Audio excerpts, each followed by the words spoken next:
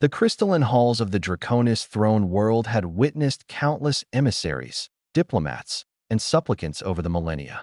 Yet none had prepared Queen Ariana for the human who now stood before her court. Jordan stepped forward with neither the trembling fear of lesser species nor the arrogant bluster of those who didn't comprehend what they faced. The human was small, painfully so, compared to the towering dragonkin who filled the obsidian chamber, where Ariana's kind stood 3 meters tall with scales that shimmered like molten copper and eyes that burned with ancestral fire. This human barely reached 2 meters, wrapped in simple traveler's clothes that had seen better days. "Your Radiance," Jordan said, bowing with practiced diplomacy. "I come seeking passage through your domain. Nothing more." Ariana's tail coiled beneath her throne, a gesture of mild interest. Humans were curiosities. Their kind had only recently stumbled into the galactic community, barely 2 centuries of space travel under their belt. Most elder species still considered them children playing with technology they scarcely understood. "Passage," she repeated, her voice carrying the harmonic resonance of her kind.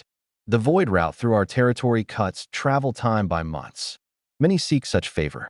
What makes you worthy of it, human?" Jordan's hand moved to a worn case slung across one shoulder. "I can offer payment in information, in trade goods, or—" A pause. "In song." A ripple of derisive laughter echoed through the court. The dragonkin did not sing. They roared, they commanded, they spoke in thunderous proclamations. Song was for lesser beings, but Ariana held up one clawed hand, silencing her court.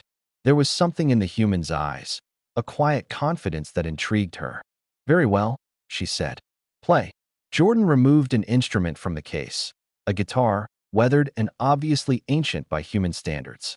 The human sat cross-legged on the polished floor without ceremony or pretense, fingers finding their positions on the strings. The first notes drifted through the throne room like whispers of smoke. Ariana's breath caught in her throat. That it was impossible. It couldn't be. Yet the melody that flowed from Jordan's fingers was one she had heard only once before, 3 centuries ago, in a life that felt like a dream. The memory crashed over her like a tidal wave. She had been young then, barely into her second century, sent to the frontier worlds to learn diplomacy and governance. The outpost on Kepler, 442b, was rough, populated by prospectors and traders from a dozen species. That's where she'd met him, a human musician named David, traveling the stars with nothing but his guitar and an inexhaustible optimism that had both baffled and enchanted her. "Your people don't understand music," David had told her one evening, sitting beneath twin moons on that distant world. "Not the way we do. For you, everything is conquest, legacy, eternal empire. But music? Music is about the moment, the feeling, the connection." She had scoffed at first. What could this short-lived creature teach a dragonkin about eternity? Then he had played for her.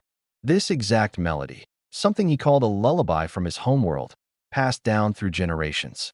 The notes spoke of longing and hope, of brief lives burning bright against the infinite dark, of love that transcended the boundaries of time and species. For 3 months, they had been inseparable.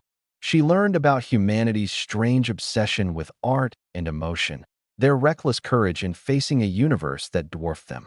He learned about the weight of centuries, the burden of inherited memory, the loneliness of living long enough to watch stars grow cold. When duty called her back to the throne world, she had left without saying goodbye. It was the dragonkin way, clean breaks, no messy attachments. David's lifespan would barely register against her own. Better to remember the moment and move forward. She had never expected to hear that melody again. The music filled every corner of the vast chamber now, and Ariana realized tears were streaming down her scaled cheeks, something her kind did perhaps once in a lifetime. The court had fallen completely silent, transfixed by the humans playing. When the last note faded, Jordan looked up, and for the first time, Ariana truly saw the human's eyes. There was something familiar in them, the same gentle humor, the same depth. "How?" Her voice emerged as barely a whisper. "How do you know that song?" Jordan stood slowly, cradling the guitar with obvious reverence. "My grandfather taught it to me. He was a musician, traveled the stars in the early days of human expansion. Died about 40 years ago, but before he passed, he told me stories. About the places he'd been, the people he'd met, a soft smile, the dragon queen he fell in love with on a frontier world, who left without saying goodbye. The throne room erupted in shocked murmurs, but Ariana silenced them with a gesture that brooked no argument. She descended from her throne, each step measured, until she stood before Jordan. "David was your grandfather," she said. "Not a question. He never stopped loving you," Jordan replied gently, "even knowing your lifespans were so different. He said you taught him that love doesn't need forever. It just needs to be real while it lasts. He made me promise that if I ever traveled this way, I'd play that song for you, so you'd know he never forgot." Ariana closed her eyes, centuries of carefully maintained composure crumbling. In the grand calculus of her kind, 3 months was nothing. An eye blink. Meaningless. So why did it feel like the most important 3 months of her entire existence? She opened her eyes and extended her hand, not as a queen to a subject, but as one being to another across the vast emptiness of space and time. "You have your passage," she said. "And Jordan of humanity, you have something more. You have reminded me why we reach for the stars in the first place. Not for conquest or territory, but for moments of connection that echo across the ages." Jordan took her hand, the gesture bridging two species, two timescales, two ways of experiencing the universe. "He wanted you to know one more thing," Jordan added quietly, "that his short human life felt infinite because of those 3 months with you. And he hoped your long dragonkin life would be fuller for having shared them." In that moment, Queen Ariana understood what her younger self had not, that humanity's gift to the galaxy wasn't their technology or their aggression or their adaptability. It was their unshakable belief that connection mattered, that love mattered, even when logic and time suggested otherwise. "Tell me," she said, her voice carrying newfound warmth, "would you stay a while and play more of his songs? I find I have much to learn about the human understanding of eternity." Jordan smiled, and in that smile, Ariana saw the echo of a man who had taught her that sometimes the briefest moments cast the longest shadows.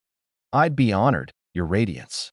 The melody began again, and the Draconis throne world learned that day that humanity's true strength had never been in their weapons or their ships.